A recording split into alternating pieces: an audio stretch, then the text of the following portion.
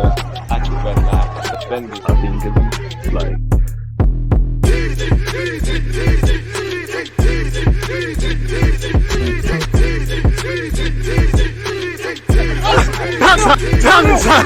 People deluded, I'm back again. Come on, Ian, bro. Come on. And as their big man Ian Wright just said there, people deluded, I'm back again. I hope you're doing well and safe. To my long-term subscribers, appreciate you lot for tuning back in. If you're new here, hit the sub button. Don't forget to hit the like button. And I'm sure the creative juices are flowing. So any comments, feel no sort of way about getting them in. Now, allegedly, a bid for Aaron Ramsdale has been rejected. There's indirect De Gea shouts on social media. And apparently Victor Osimhen of Napoli, better yet, has £130 million price tag. We all know he's contracted until 2025 and he's highly sought after. Scrolling to the bottom of this article, people, in relation to Osimhen potentially to Arsenal or elsewhere, me personally, I think he ends up with Chelsea.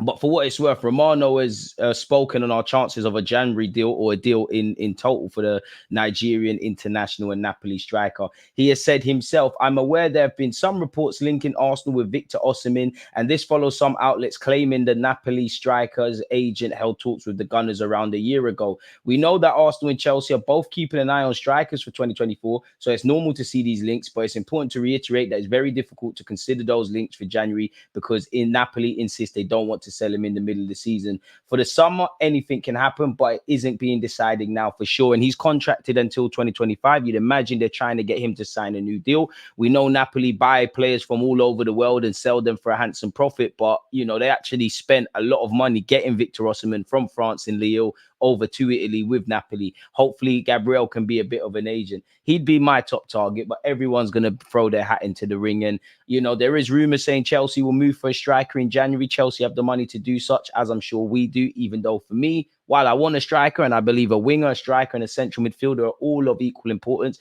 I think the priority in January has to be central midfield. And you do imagine with the strikers, it's a bit of a domino effect because you've got Osimhen shouts. You know, there's talk around Vlahovic maybe being sold by Juventus. Ivan Toney's got 18 months left on his deal, probably leaves in the summer. So I'm sure indirect talks are happening with several agents and clubs and whatnot, but who knows really. Any fee for Osimhen is likely to go through for an enormous fee, despite the fact his current deal is due to expire in 2025. To the end, a report in Italy reports Napoli have told interested suitors they'd be seeking a fee of 150 million euros, 130 for the 24-year-old. Again, he'll be highly sought after. But you would imagine in the summer, I do think anything from 100 to 130 million could get it done, maybe even 100 million, provided he doesn't sign a new deal. Once upon a time, he was linked with Bayern Munich. They've obviously signed Harry Kane, so we'll have to see. Apparently, the Gunners, however, are unlikely to be sole suitors for Osimhen, with Chelsea also determined to bring the striker to Stamford Bridge, and they're feeling they have something of an edge given the player's admiration for the Blues as a youngster. Allegedly, PSG cannot be discounted either. So a hella clubs are being linked with him, people. Big up Tuba Akpom. He's drawing interest from hit Premier League clubs. And for what it's worth, allegedly, Real Madrid have joined the race for Ivan Toney, which I couldn't begrudge him for going in and sitting in Real Madrid and being in sunny Spain and things. Primarily been linked with Arsenal and Chelsea. It seems that he'll be moving on in the summer as opposed to January. And I don't think I think Ivan Toney, for example, is admired by Arsenal, Chelsea, and a bunch of clubs, but I don't think he'd necessarily be their first choice. In many ways, it might work out. Mudryk was our first choice. We got Trossard. Vlahovic was our first choice. We got Gabriel Jesus. I would have loved Lisandro Martinez at Arsenal, and he probably would have played that inverted left-back role, but then we got Zinchenko. So as long as there's alternatives, who knows? Apparently, sources have linked him with Arsenal and Chelsea. Now Real Madrid have been thrown into the mix. Sources in Spain state that Real Madrid are among the sides keeping tabs on the 27-year-old as they try to fill the boots of Benzema. Sources close to Tony state that he is in no rush over his future, and there's a possibility he stays at Brentford. He's happy at the club, and in any case won't be available to play until January the 17th. And obviously, having missed the bulk of the season, for the money Brentford are probably going to ask for in January, does it? It's not that it doesn't make sense because he's a quality player, but surely all of these clubs want to wait to see how he returns to the Premier League and stuff before making a final decision. And again, if you move in January, you know, for Arsenal, if we were to sign Ivan Toney in January, I don't think we're getting Osimhen anyways, but that would probably rule out the signing of Osimhen. So we'll have to monitor that closely. where that's concerned, people. Moving on, allegedly, Arsenal, Spurs, and Newcastle are chasing a Serie A defender. The agent of Genoa centre-back Raidu Dragozin has revealed that North London rivals Arsenal and Spurs are interested in signing this client, as well as Newcastle, people. And we have seen those reports before. I mean, if there was an impending move to any of these clubs, I mean, an agent's hardly going to come out and say it. So maybe there's an admiration from these clubs. Maybe there's a willingness to bring in another defensive body, but maybe other clubs are probably more aggressive on that. I don't know. Hit the like button and let me know your thoughts on the topic of players, people. Gabriel Moscardo, who's of Corinthians, been linked with Chelsea as well as Arsenal. There's been rumors in the last 24 hours that Chelsea have signed him. Romano has said that isn't the case. However, PSG and Chelsea are the front runners, people. So we'll have to watch that. I mean, we'd all love Douglas Luiz, or a resolution to our concerns in midfield at Arsenal. And apparently Aston Villa stand firm over Douglas Luiz, despite Arsenal, City and Liverpool interest. Again, he's under contract. It is mid-season. Aston Villa defeated Tottenham Hotspur at the weekend and are flying. You're going to have to pay an inconvenience fee. If you're Aston Villa, you're sitting there and saying, Liverpool, we know you need a 6. He can play that. We know you've got money. You know, Manchester City, we definitely know you've got money. Arsenal, you spent 65 million for Kai Havertz. You can find 65 million for a player you've admired for a while, and a player that was subject to free bids from us in 2022. I think there's an admiration. I think some are at best. I can't see Arsenal fronting down the cash, although we did somehow find 70 million to try and get Caicedo at the time at Brighton, and it didn't work out.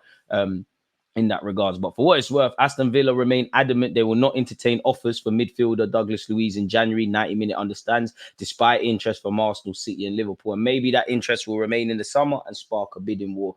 Apparently, sources have confirmed to 90 minutes, City have expressed an interest in the player who's previously been there. As I said, last season, people, in the summer, we had 3 bids rejected near enough deadline day. And Liverpool need another midfielder, someone that can play 6, someone that can be a tenacious presence in midfield, and he fits the billing really and truly. So we have to see. But he signed a new contract in 2022, which was a 4-year deal. So he's under contract until 2026. So it's good for Aston Villa. It's poor news for any of the clubs that wish to take him. Apparently, Arsenal are willing to sanction Aaron Ramsdale's exit at the end of the season. However, they're reluctant to sell him in January. Chelsea and Newcastle are among the clubs interested. At Chelsea, you've got Sanchez. At Newcastle, you've got Pope. Even at Bayern Munich, who were once linked with him, they've signed their 2 keepers in Manuel Neuer and the other guy to new deals. Surely Wolves, who have been linked with signing him on loan, is the best thing. Surely you've got to take a step down to take a step up. I do think if he was sold to a Wolves or something like that, I do think at some point he would rejoin the top 6 side, really and truly.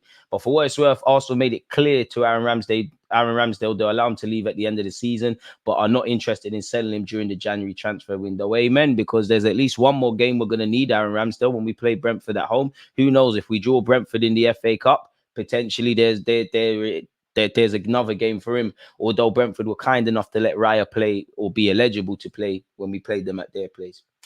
And I would hardly say Ramsdale covered himself with any sort of glory with his performance against Brentford, while I feel it is an uncomfortable situation as a fan to see what's happening to Ramsdale away from, him not playing. But I never like to see someone lacking in confidence. I don't think his dad was wrong or said anything bad. But when your dad's come out and made those comments, people aren't always going to look at exactly what he said. They're just going to see your dad's fighting your battles and things. I do believe while it's unfair to Aaron Ramsdale, I don't think he's covered himself with any glory. And he's probably proved why he's on the bench, if I'm honest with you. And Arsenal owe Ramsdale nothing in relation to playing, really. Same goes for every other player. We're not here to make friends. We're here to win games.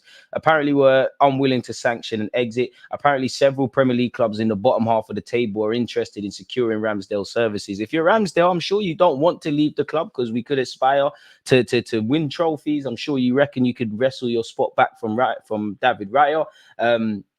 But with what Southgate said about, I don't know if he's not playing on a regular basis, if he'll get game time. Surely being in the midst of a relegation battle could be it. I mean, Arsenal, give it a few years, we'll probably have a keeper that's starting for every club. Obviously, Martinez is doing his thing for Aston Villa. We recently sold Matt Turner, and Leno is at Fulham, people. Of course, there's going to be interest, really. And apparently, he's on Chelsea's short list of goalkeepers for the long term, while an interest, but fundamentally he's not allowed to go. Big up Tom Canton. Apparently an Aaron Ramsdale approach has already been rejected by Arsenal, people. An approach from a bottom half Premier League side to Aaron Ramsdale has been rejected. Football.London understands. So yeah, people, it doesn't really make sense. It's understood once again that any potential move away from Arsenal would need to be something which takes his career forward. I hear that, and we probably need a backup number 2 goalie. I don't know for social media people if this person knows anything, but they have said, or he has said, I assume with the name Jimmy, wouldn't be surprised if Arsenal move for De Gea on a free if we accept a bid for Ramsdale in January. One to keep an eye on. Been told he's likely to accept similar wages to what Ramsdale is on to get back playing. I mean, you know, David Raya, you'd be Spanish like Mikel Arteta, and obviously David Raya. Obviously, you haven't got a club. You'd probably be the number 2, and some keeper is better than none. And when you look at it like that, sure, it makes sense, but David Raya isn't. I mean, David De Gea. Apologies if I've got it mixed up. David De Gea isn't a bad keeper, but he's gone past his prime. You know, while I think it's unlucky, you can't go from playing for Manchester United, winning stuff, Real Madrid trying to buy you for one reason or another. Maybe it's just circumstantial, but you're still a free agent, really. Nobody's forthcoming with an offer. And also, while I don't like to be that guy, keepers always need to be able to catch a ball. He doesn't fit what Mikel Arteta demands on the ball, really and truly, in terms of a ball-playing keeper. So it doesn't really make sense. If his wages are in line with Aaron Ramsdale, then fair enough. But if you're David De Gea, what are you trying to seek? Are you trying to seek a 1-year deal with an option of a second? Are you trying to get a 3-year deal or as long as possible? You know, I don't even know how he's not rocked up in Saudi Arabia. It seems like they're giving everybody money, but there's got to be a reason. In that regards, people. Allegedly, Wolves will be without their first choice central midfield for the game against Arsenal on Saturday, people. But that's one for nearer the time. In relation to our injuries, as you know, Gabriel Jesus and Martin Odegaard are back. Fabio Vieira, unfortunately, remains suspended after his red card against Burnley. Partey is an absentee, as is Smith-Rowe and Timber. So it's not really optimistic in that regards, but we hope they return. In fact, this says that Emil Smith-Rowe could return in December of 2023. We all know why we'd love Timber to be back. He's not going to be back anytime soon. And initially, they were optimistic he played some part of the season. Reports in the Netherlands have claimed that Timber could yet miss Euro 2024 next summer, but no timeline on his return has been given. So that's a space to watch closely. We've spoken about Gabriel Moscardo. I'm not going to bore you lot with that. We have been linked with Marcus Leonardo. Apparently, Newcastle are in talks or further ahead of talks than any other club. Conversations are allegedly being held between his agents and Newcastle, folks. So that might be a striker off the wage bill. That was just something I was reading. I'm sure a lot of you would like Jeremy Frimpong or more cover at right back because obviously Benjamin White's got a knock, and yes, Timber would be fit, and we have got Tomiyasu. He has a 40 million euro release clause for what it's worth, people. And finally, on Fabrizio Romano and Douglas Luiz, he keeps being linked strongly with Arsenal ahead of January, but I think it's going to be a tough one. I still think Arsenal will try to sign Luiz, even if it will be very difficult as Aston Villa don't want to sell. It's going to have to be something stupid, and we probably need a cash injection from the Kroenke following the mad spending. So yeah, let me know your thoughts on potentially signing Osimhen for anything from 100 million to 130 million. Would you let Aaron Ramsdale go in January? Wouldn't you? Would you be open to De Gea in some capacity at the football club? What priority do you think should be Arsenal's MO in January? Should it be a wide area? Should it be a striker? Should it be a centre mid? Should it be something I haven't said? Or should it be everything? And thank you very much for listening. Let me know your thoughts. Don't get away without commenting, liking, subscribing, doing all of them things, people. It helps the YouTube algorithm and it doesn't cost you a lot of things. Hope you lot are well and safe and having a great week. Hope you and your loved ones are in great health. Check out the rest of the vids and we'll link up again soon.